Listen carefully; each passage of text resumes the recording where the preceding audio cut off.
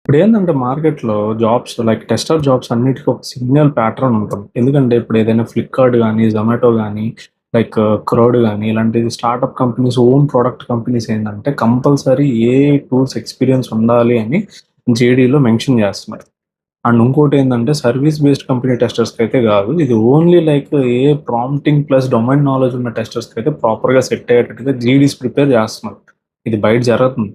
So ఇంకేమవుతుందంటే, బయట GCC companies ఏవైతే పెద్ద పెద్ద కంపెనీస్ ఉన్నాయో లైక్ డెలాయిట్ గానీ, ఆప్టమ్ గానీ, ఇలా అన్నీ ఇండియాలో ఇప్పుడు వాళ్ళ జాబ్ డిస్క్రిప్షన్స్‌లో కంపల్సరీ ఏఐ టూల్స్ ఎక్స్‌పీరియన్స్ మ్యాండేటరీగా పెట్టేస్తుంది.